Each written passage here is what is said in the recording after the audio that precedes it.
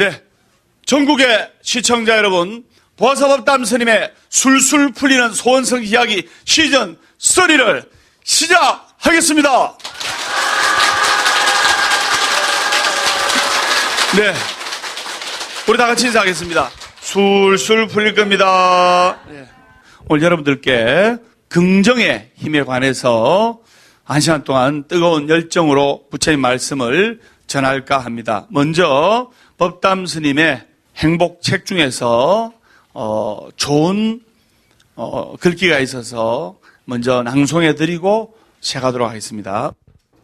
도전하는 사람, 성공의 결과보다 더 아름다운 것은 도전하는 모습입니다. 어떤 일을 이루기 위해 노력하고 도전하는 사람은 성공이라는 달콤한 유혹에만 매달리지 않습니다. 도전해야만 얻을 수 있는 꿈이야말로 정말 값진 것이고 기쁨 또한 큰 것이죠. 도전해서 이루는 목표는 결코 쉽게 손이 닿지 않는 낮은 곳에 있지 않습니다. 자신이 처한 위치에서 목숨 걸고 승부하지 않으면 이룰 수 없는 정도의 목표를 설정했을 때 도전 정신은 더욱 빛을 발하게 되지요. 가슴이 두근거리는 목표를 세우고 그것을 이루려고 도전하는 사람만이 영광의 순간을 손에 넣을 수 있답니다. 관세음 보살.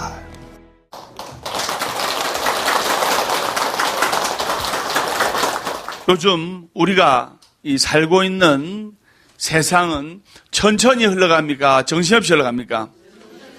예, 정신없이 흘러갑니다. 그래서 지구의 회전 속도가 빨라진 것도 아닌데 시간의 흐름이 한결같기만 한데 근데 우리가 체감적으로 느끼는 시간은 너무나 빨리 흘러갑니다.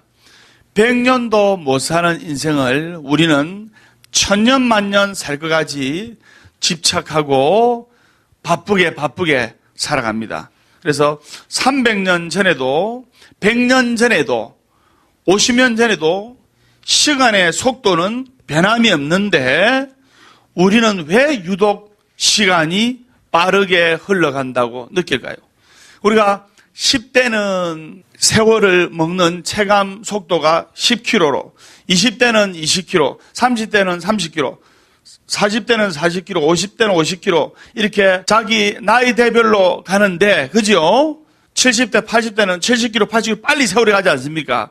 근데 문제는 요즘 10대, 20대도 시간이 너무 빨리 간다는 거예요. 맞죠? 딸을 키우고 아들 키우는데 금방 30이고 금방 31이에요. 그래서 그럼 왜 그러냐? 나이가 들면서 우리가 빨리 시간이 흘러간다고 체감적으로 느끼는 이유는 바로 뇌의 작용인데 인간의 뇌는 열정적이고 새로운 기억이 자꾸 누적이 되고 또 새로운 기억이 쌓여야 하루가 길다고 느껴지는데 나이가 들수록 틀에 짜인 똑같은 일상이 반복되기 때문에 어지간한 일에는 재미도 없고 긴장감도 없기 때문에 하루가 빨리 흐르는 것 같이 느껴지고 그리고 하루가 금방 가는 것 같이 느껴지고 또 1년, 2년이 금방 가는 거예요. 우리가 느낌으로. 그래서 복구경에 이런 말이 있는데 자, 합장해 주시 바랍니다. 모든 일은 마음이 근본이다. 마음에서 나와 마음으로 이루어진다. 나쁜 마음을 가지고 말하거나 행동하면 괴로움이 그를 따른다. 수레바퀴가 소의 발자국을 따르듯이 모든 일은 마음이 근본이다. 마음에서 나와 마음으로 이루어진다. 맑고 순수한 마음을 가지고 말하거나 행동하면 즐거움이 그를 따른다. 그림자가 그 주인을 따르듯이 마음은 들떠 흔들리기 쉽고 지키기 어렵고 억제하기 어렵다. 지혜로운 사람은 마음 같기를 활 만드는 사람이 화살을 곱게 하더란다. 마음이 번뇌에 물들지 않고 생각이 흔들리지 않으며 선악을 초월하여 깨어있는 사람에게는 그 어떤 두려움도 없다. 관세음 보살.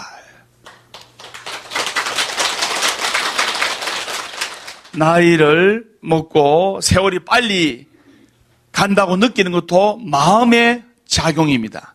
그래서 또 우리가 시간이 총알같이 흐르고 유수와 같이 흐르고 화살과 같이 빨리 흐른다고 느끼는 이유는 우리가 살고 있는 환경 때문이에요. 도무지 우리 주위 세상이 우리 사람들의 삶을 여유롭고 한가하게 놔두질 않아요. 빨리 일을 해야만 그만한 대가를 얻을 수가 있기 때문에 사람들은 정신없이 일을 하고 또 학생들은 정신없이 공부를 하고 또 빚 있는 사람들은 정신없이 빚을 갚아요. 그래서 문제는 한창 꿈에 열정을 쏟고 새로운 것에 도전해야 할 20대, 30대 청년들의 시간조차 빨리 흐른다는 것입니다. 그렇기 때문에 사회적으로도 또 인간적으로도 성숙한 40, 50대들은 당연히 어느 정도 안정적이고 생활이 규칙적이기 때문에 40대 후반에서 50대가 그래도 경제권이 있잖아요. 맞죠? 70대, 80대가 되면 경제권이 약해집니다. 그렇기 때문에 우리가 인생의 노후를 보내고 있는 60대 이상의 어르신들은 비교적 한가로워지고 무료해지니까 세월이 더 빠르다고 느낄 수가 있는 거예요. 그래서 그럼 우리가 뭐 때문에 이렇게 열심히 달리느냐? 정신없이 바쁘게 살아가는 사람들의 바쁘게 사는 이유를 물어보면 뭐 때문에 이렇게 바쁘게 열심히 삽니까? 하나 같은 대답이 성공을 위하여 또 행복을 위하여 달립니다. 이렇게 이야기를 하지 않습니까? 맞죠? 여러분들이 절에 오는 것도 성부를 보는 것이고 성부를 보는 것도 아들, 딸들 잘 되는 것도 일종의 성공이에요.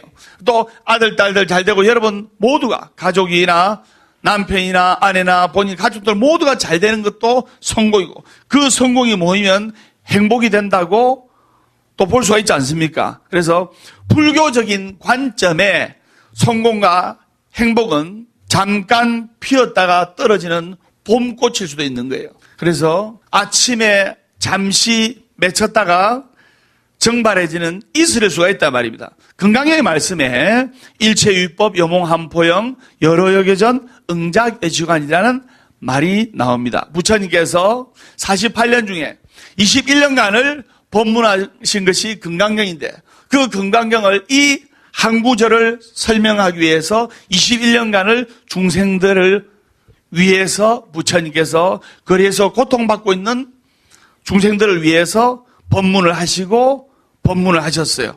해석을 하면 현상계의 모든 법은 꿈이나 환영, 물거품이나 그림자 같고 이슬 같고 또한 번개 같으니 마땅히 이와 같이 볼지니라.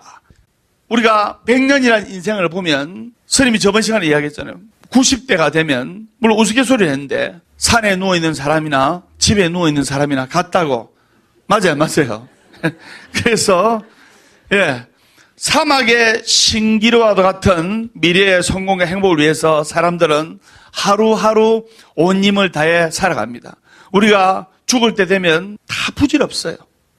제가 한 가지 예를 들어보겠습니다. 스프링벅이라는 사냥이 있는데 스프링벅은 스프링처럼 펄쩍펄쩍 뛴다고 해서 스프링벅이라는 이름이 붙여졌고 아프리카 초원에 삽니다. 그리고 100여 마리가 무리를 지어서 사는데 아프리카는 건기와 우기가 있기 때문에 다시 말해서 비가 안 와서 가뭄이 들고 마른 건기가 있고 또 비가 오는 장마철 우기가 있어요. 그러면 건기와 우기에 따라서 풀의 양이 많아질 때도 있고 줄어질 때도 있어요. 그러면 풀의 양이 줄어지고 먹을 게 없으면 이 스프링 벅은 새로운 풀을 향해서 한 마리가 달려나갑니다. 그 한 마리가 달려나가면 나머지 약 100마리의 스프링벅 이 사냥들도 덩달아 달리기 시작해요. 그렇게 약 100여 마리의 사냥이 풀을 뜯는 목적을 잊어버리고 제일 앞에 놈이 뛰니까 나머지도 그냥 달리는 거예요. 달리다가 배가 고파서 식량을 먹으러 풀을 뜯으러 가는 것이 아니고 그냥 배가 고파서 달리다가 내가 왜 달리는지 그 이유도 모르고 서로 막 전력 질주를 합니다. 전력 질주를 하다가 맨 앞에 스프링벅 사냥이 쉬지 않고 멈추지 않고 계속 달립니다. 그 앞에 사냥을 앞지르기 위해서 나머지 무리들도 달립니다. 뭐 때문에 달리지도 몰라. 그러다가 결국에는 밑에 바다가 있는 절벽으로 앞에 무리가 떨어지니까 전부 다 뒤에 해가지고 다 죽고 말아버립니다. 그래서 이 스프링벅이나 사냥들은 달릴 때 왜 달리는지도 이유도 모르고 목적 없는 달리기를 했단 말입니다. 그래서 전속력으로 내달리다가 결국에는 벼랑까지 달려가서 떼죽음을 당합니다. 언뜻 보면 생각 없이 내달리다 죽음을 맞는 사냥이 참 어리석어 보여요. 근데 우리가 살고 있는 사회가 청년들이 직면하고 있는 현실이 바로 그렇습니다. 요즘 청년들은 참 고달파요. 그래서 이 청년들, 20, 30대 청년들을 바라보는 부모 세대, 중년층, 장년층들도 마찬가지예요. 삼포 세대, 세 가지를 포기한 세대. 뭐를 포기를 했습니까? 결혼, 또 직업, 또 자녀, 3포 세대, 5가지를 포기하면 5포 세대. 그래서 이 시대 청년들은 꿈과 희망을 잃어버린 채 절망하고 힘겹게 살아가고 있어요. 요즘 인류대학 나오는데 취직 못하는 우리의 대학생들이 얼마나 많습니까? 배운 거는 엄청나게 배웠어. 그런데 직장에 들어가니까 보수는 자기가 바라는 이상만치는 안 줘. 그러니까 막 들어가는 거 포기해. 내가 얼마나 공부 많이 하고 얼마나 내가 노력을 했는데 하면서. 그래서 옛날에는 피땀 흘려 노력하면 원하는 것을 이룰 수 있는 시대에 살았지만 3, 40년 전에는 안 먹고 안 입고 안 쓰고 피땀 흘려 노력하고 허리띠 졸라매고 하면 그래도 어느 정도는 살 수가 있고 원하는 것 하나쯤은 이룰 수가 있는 시대에 살았지만 지금은 그것이 통하지 않는 시대입니다. 청년들은 청년들대로 취업난, 결혼난, 그 다음에 학교에 들어갈 아이가 별로 없는 거예요. 그러니까 선생님을 별로 안 뽑아. 그러니까 선생님 뽑는 게 임용고시 하늘의 별따기 아닙니까? 맞죠? 부모 세대는 길어진 수명과 준비되지 않은 노후 때문에 불안하고 청년들은 취업난, 결혼난, 출산난 때문에 고민합니다. 우리 부모 세대는 60 정도 되면 정년퇴직하지 않습니까? 100세 시대 때문에 나머지 40년간을 젊었을 때 버려놓은 거로 살려고 하니까 불안하잖아요. 맞아요. 대한민국 국민소득이 3만 달러로 향해 가고 있는데도 불구하고 개개인의 삶은 오히려 핍박해지고 또 풍요 속의 빈곤 현상은 더더욱 심각해지고 있어요. 그래서 국가별 행복지수를 살펴보면 항상 우리나라는 한국은 하위권에 머물어요. 별로 안 행복하대요. 그래서 과연 행복과 불행의 원인이 단순히 물질에만 국한된 것일까요? 지금보다 경제가 좋아지고 나라가 부유해지기만 하면 개인의 행복은 보장되는 것이겠습니까? 우리나라 부모 세대님들은 피땀 흘려 부유한 나라를 이루었지만은 긍정적으로 생각하고 올바르게 행복해지는 법을 자녀에게 교육시키지는 못했습니다. 물론 내가 살고 있는 터전과 환경이 굉장히 중요한데 그러나 사회를 탓하고 주변을 탓하기에 앞서 무엇보다 우선시 돼야 하는 것은 개개인 스스로가 먼저 변해야 한다는 겁니다. 세상이 변하기를 기다리면 절대로 안 변해져요. 내가 변하면 주위가 변해 보이는 겁니다. 그래서 세상 일은 무엇을 생각하고 어떻게 마음먹냐에 따라서 행복과 불행이 판가름이 나기 때문입니다. 로버트 슐러 목사의 차남 프랭크 밴드 마틴은 18살에 손꼽히는 바이오니스트였는데 아버지가 이 대장간을 경했는데 어느 날 이 대장간에서 이 프랭크 밴드 마틴이 정말 무서운 사고를 당한 거예요. 팔을 그냥 이렇게 올려놨는데, 손을 올려놨는데 빨갛게 단 새가 그 사람 왼손에 떨어져가지고 바이올린을 짚는 손가락 4개가 다 잘린 거예요. 그래서 이 왼쪽 손가락, 엄지손가락 하나만 남았어요. 이 프랭크 밴드 마틴은 포기하지 않고 좌절하지 않고 바이올린을 이렇게 딱 대고 엄지손가락 하나로 바이올린을 들고 또 바이올린 활을 잡고 하나는 또 바이올린 활을 잡고 오른손으로 바이올린 줄을 잡으면서 밤낮으로 연습을 했어요. 마침내 그는 교향악단에 뛰어난 바이올리니스트가 된 거예요. 그래서 프랭크 밴드 마틴이 말했습니다. 내가 불구라고 생각하기까지는 결코 불구자가 아니다. 그 아버지 로버트 슐러도 말했어요. 불가능한 일이 존재하는 것이 아니라 불가능하다는 생각이 있을 뿐이다. 법담 스님의 사전에 안 된다가 있습니까? 없습니다. 그 다음에 여러분들도 어떤 일에 매진하더라도 상대방과 대화를 할 때 안 된다는 이야기를 하면 안 됩니다. 무슨 말인지 아시겠습니까? 사람은 생각을 어떻게 하느냐에 따라서 인생이 결정되는 거예요. 할 수 있다고 생각하면 무엇이든지 할 수 있고, 법담 스님은 할 수 있다 하니까 무엇이든지 하잖아요. 그리고 행복하다고 생각하면 행복이 찾아옵니다. 가능하다고 생각하면 모든 것이 가능해지는 거예요. 반대로 불가능하다고 생각하면 모든 것이 불가능해집니다. 평민이었던 나폴레옹이 황제에 오를 수 있었던 것도 불가능은 없다는 긍정적인 사고와 기회를 만들어 냈기 때문입니다. 그래서 여러분들이 어떻게 부처님 전에 기도를 하고 어떤 마음을 가지고 인생을 바라보냐에 따라서 행복이 올 수도 있고 불행이 올 수도 있고, 그럼 이왕이면 부정적으로 생각하는 것보다 긍정적으로 생각하는 것이 좋다 이 말입니다. 예를 들어 보겠습니다. 어떤 사람이 나야가라 폭포를 구경하다가 목이 너무 말라가지고 폭포의 물을 맛있게 마셨는데 돌아서는 중간에 얼핏 폭포 옆에 푯말이 있는 거예요. 포이즌이라는 푯말이 눈에 들어왔는데 이 포이즌은 독약이란 뜻이에요. 영어로 독약이란 뜻이에요. 아이고, 독을 마셨다는 생각이 갑자기 창자가 끊어질 것 같으면서 창자가 녹아내릴 것 같은 고통을 받으면서 병원을 가서 응급실에 뛰어갔어요.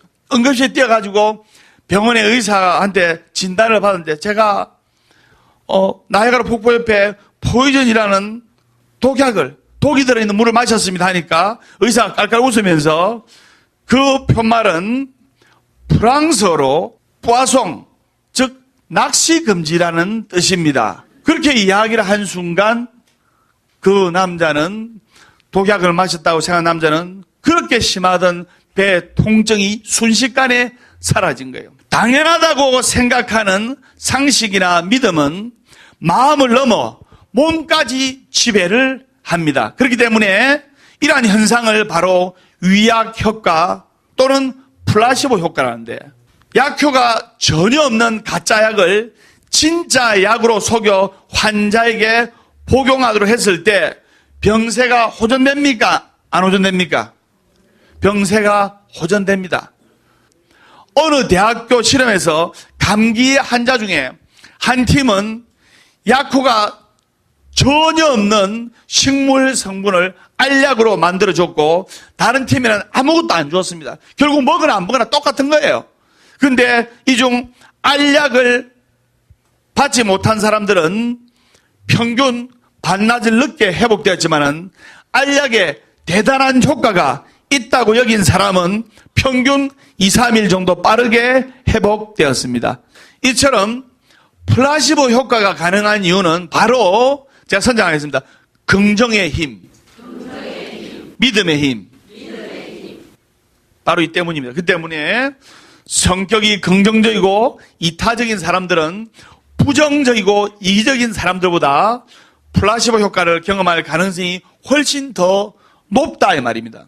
그러면 플라시보 효과의 반대말은 노시보 효과인데, 노시보 효과는 믿음이 없으면 약효도 없는 정상을 말하는 거예요. 즉 진짜 진통제를 투여하면서도 환자에게 진통제를 투여하지 않았다고 이야기를 하면 환자의 통증은 급상승해요. 진짜 진통제를 투여하면서도 환자에게 진통제를 투여하지 않았다 하면 환자는 아무런 조치도 안 해주는 것 같다 하면서 더 아파하고 더 고통스러워한다는 거예요.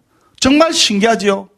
그럼 우리가 몸에 좋지 않은 약을 먹고도 낫는다는 믿음을 가지면 빨리 회복되고 통증이 완화되는데, 영험 있는 부처님께서 이 땅에 오신 지 약 3000년이 됐는데 간절하게 기도를 하고 가오지멸력을 구하고 하면 반드시 불보살님의 가피를 얻을 수가 있다 이 말. 그것을 아셔야 된다 이 말입니다. 무슨 말인지 아시겠죠?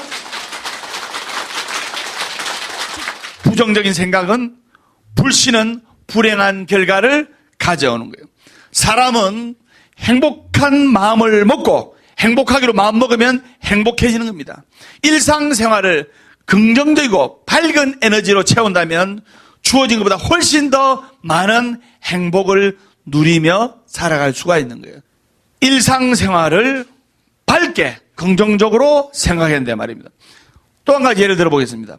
그리스 신화에 등장하는 조각가 피그말리오는 자신이 제작한 아름다운 여인상에 갈라테이아라는 이름을 붙이고 그 여인상을 진심으로 사랑하게 되는 거예요. 그리고 신에게 조각상과 같은 여인을 아내로 맡게 해달라고 간절히 빌었어요. 결국 여신은 그 진정성에 응답해가지고 조각상을 여인으로 만들어줍니다. 반드시 그렇게 되리라고 믿고 그것을 밀고 나가면 능률이 오르거나 결과가 좋아지는 현상을 무슨 효과를 한다? 피그말리온 효과라고 합니다.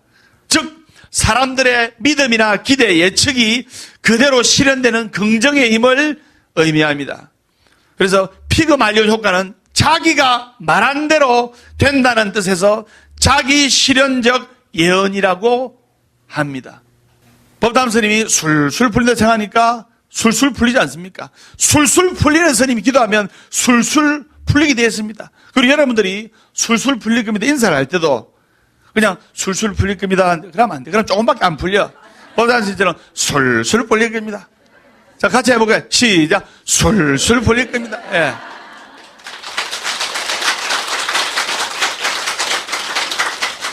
우리 시청자 여러분들도 BTN을 시청하면서 술술 풀릴 겁니다. 예. 마음심자에 신념 막대기를 꽂으면 반드시 필자가 됩니다.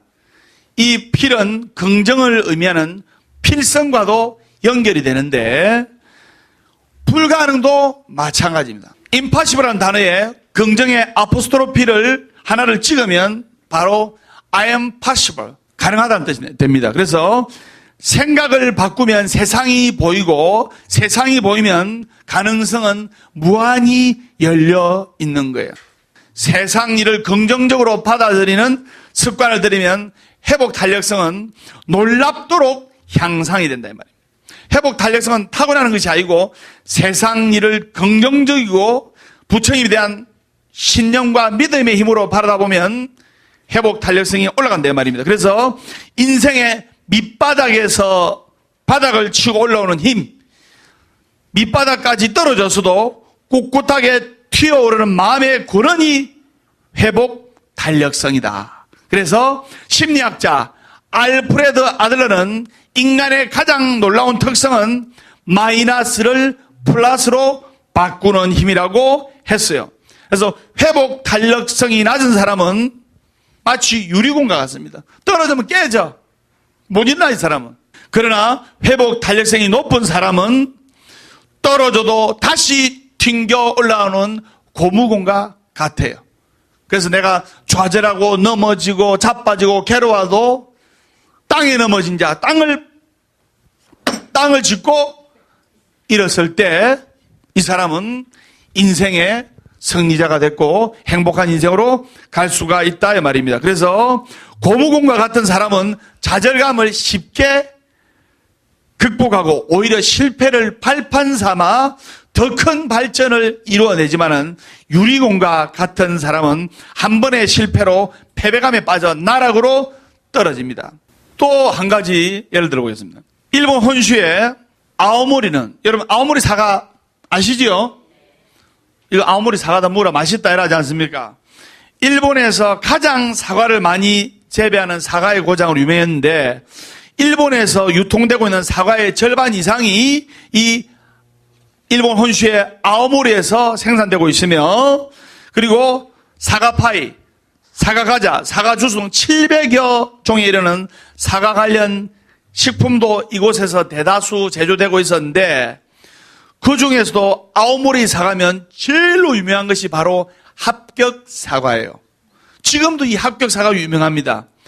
실제로 있었던 이야기인데 1991년에 수학기를 앞두고 우리나라의 매미 태풍 같은 거대한 어마어마한 태풍이 일본 혼슈 아오모리를 덮쳤어요.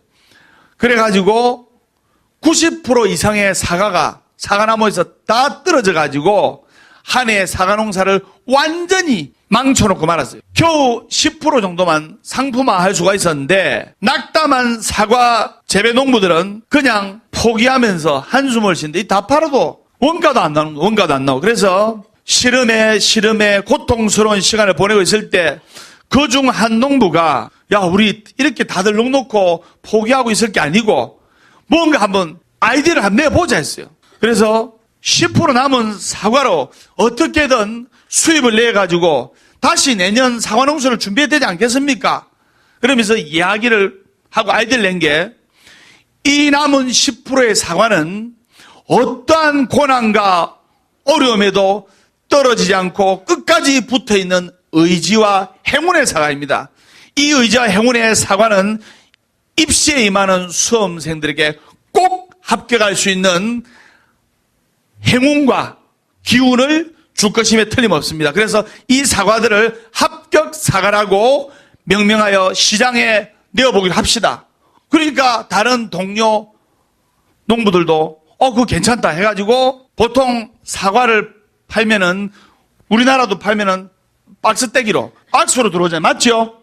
근데 그거는 사과 별로 없으니까 90%가 못 쓰는데 어떻게 하냐면 머리를 써가지고 대량 판매가 아닌 낱개 판매로 한 개씩 한 개씩 포장이 예쁘게 해가지고 그 사과 한 개마다 합격이라 가지고 글자를 새겨 넣었고, 또 문구에 되냐면 초속 40km의 초강력 태풍에도 끄떡없이 떨어지지 않았던 바로 그 사과, 내 인생에 어떤 시련이 몰아친다 해도 나를 떨어지지 않게 해줄 그 사과, 합격 사과, 이 문구를 넣어가지고 홍보를 극대화했어요.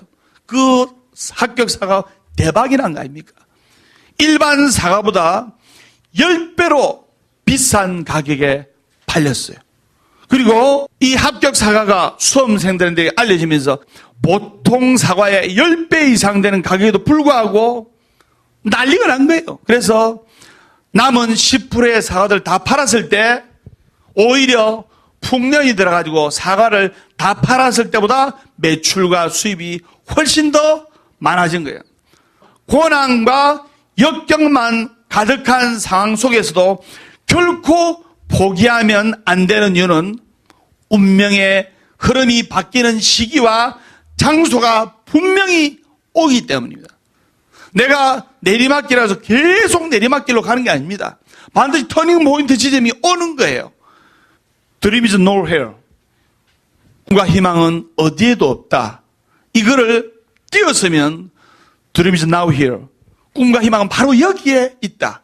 똑같은 영어 단어인데도 불구하고 띄어서느냐 안 띄어서느냐에 따라도 하늘과 땅 차이의 결과를 낼 수가 있는 거예요. 부정이 긍정으로, 또 절망이 희망으로 바뀝니다. 성공이냐 실패냐는 관점의 차이고 생각의 차이인 거예요. 그래서 긍정적으로 해석하는 습관이 여러분들 인생에 있어서 여러분의 인생을 긍정으로 가져다 주는 거예요. 그래서 여러분들이 실패와 고통이 따르더라도 그 실패와 고통이 평생 나한테만 있는 것이 아니라는 것을 받아들이는 태도가 필요하다 이 말입니다. 그리고 실패나 고통이나 고난은 인생살이에 있어서 일어나는 일이구나. 이거를 받아들이는 태도가 중요하고 또 그것을 뛰어넘는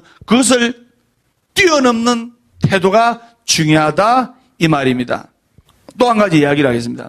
알코올 중독자 아버지가 있었는데 알코올 중독자 아버지 밑에서 두 형제가 자랐어요. 두 형제가 자라서 알코올 중독자 아버지가 허구한 날 술 먹고 행패 부리고 때로는 술김에 때리기도 하고 했는데 형은 그 알코올 중독자 아버지를 보고 나는 저래 안 돼야지. 나는 저런 인생의 전철을 안 밟아야지 해가지고 열심히 공부하고 나는 나중에 20이 넘으면 이 고통스러운 것을 탈출해야지. 열심히 공부하고 노력해가지고 교수가 됐어요. 근데 동생은 맨날 아버지 술 먹고 행패 부리는 것만 보고 이러다가 결국 동생은 알코올 중독자가 됐어요. 알코올 중독자 아버지를 둔 형제의 현실은 동일했으나 형은 비극적인 환경을 교훈 삼아 희망의 삶을 개척했고 동생은 비극적인 환경의 노예가 돼가지고 아버지를 답습하는 삶을 택하고 말한 거예요. 형은 말하기를 환경이 열악했는데 어떻게 대학 교수가 됐습니까? 네, 우리 알코올 중독자 아버지 덕분입니다. 그 다음에 알코올 중독자 된 동생, 거의 폐인이 되다시피 한 동생은 왜 이렇게 인생을 망가뜨린 인생을 사십니까? 그러니까 동생이 알코올 중독자 동생이 하는 말이 우리 알코올 중독자 아버지 때문입니다. 똑같은 상황을 바라보더라도 때문이라고 생각하느냐 덕분이라고 생각하느냐에 따라서 그 사람의 인생은 하늘과 땅의 결과가 있다는 것을 아셔야 됩니다. 무슨 말인지 아시겠죠?